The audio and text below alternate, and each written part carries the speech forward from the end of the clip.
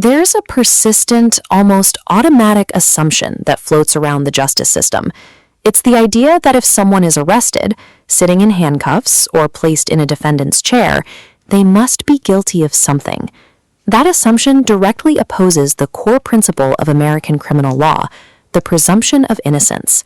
You don't start at a deficit. You start with a clean slate. But law enforcement officers know exactly how to exploit that public bias during an encounter. They will often explicitly challenge a suspect on the spot, demanding that you prove your innocence right then and there. When a person is cornered, confused, or terrified, the natural instinct is to talk. You want to rationalize the situation.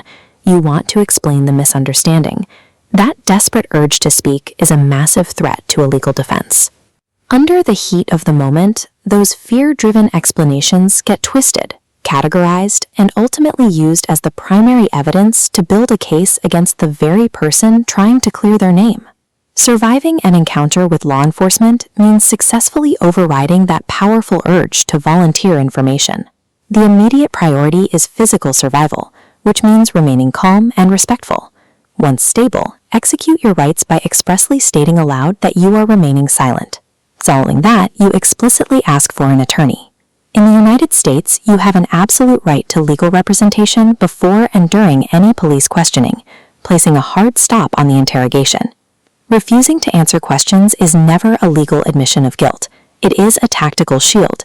It exists specifically to stop you from generating self-sabotaging statements under extreme stress. If an arrest does happen and a person is moved to a holding facility, that trap for information doesn't close. It expands.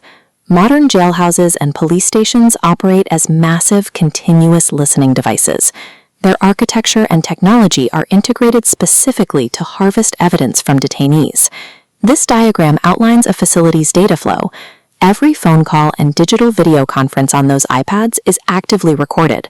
Prosecutors constantly pull this data. Offhand comments to family members will later materialize in a courtroom to ambush the accused. Within the entire justice system, there is exactly one legally protected safe harbor: your conversations with your attorney. Those are completely unmonitored, privileged, and the only place where true secrecy exists. Long before anyone ever sees the inside of a jail cell, they are usually building the government's case themselves from their own smartphones. We live in an overshare society. Millions of people are conditioned to broadcast their daily routines, willingly trading their right to privacy for public display. By live streaming or posting questionable actions, timelines, and precise locations, individuals inevitably hand over perfectly packaged, time-stamped evidence to prosecutors. This creates an enormous obstacle for defense attorneys. Instead of fighting a state investigation where the police have to connect the dots, the attorney is battling voluntarily provided facts already corroborated by thousands of public observers. Defending cases means fighting public notoriety, dissecting countless hours of unedited video, filtering out endless internet commentary, and deciphering what is real in an age of digital alteration. Voluntarily broadcasting your life removes all the heavy lifting for the state. A defense attorney cannot protect you from a timeline you insisted on publishing yourself. Silence, both in person and online, is the crucial first step because it forces the government to carry its absolute burden. The state has to prove every single element of an offense beyond a reasonable doubt. Factual innocence asks if you performed a physical action. Legal innocence asks if that action strictly fits the definition of a crime. You might have factually committed an action, but remain legally innocent due to missing contextual elements. The physical facts of a case might be undisputed, but the presence of a legal justification, like self-defense, or a valid excuse can completely remove an action from the realm of criminal guilt. Holding the government's feet to the fire, forcing them to prove every element, relies entirely on a defendant staying quiet. Without a volunteered confession to bridge the gap, proving legal guilt is incredibly difficult for the state.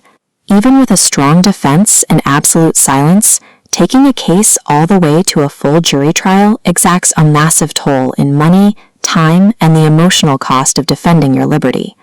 Because of those extreme costs, the majority of cases end in a plea of convenience.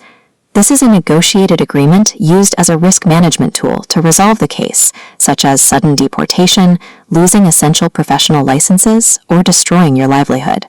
The Constitution provides an impenetrable shield against self-incrimination, but surviving the justice system ultimately relies upon the individual having the discipline to actively invoke that shield and stay completely silent long before they ever step foot in a courtroom.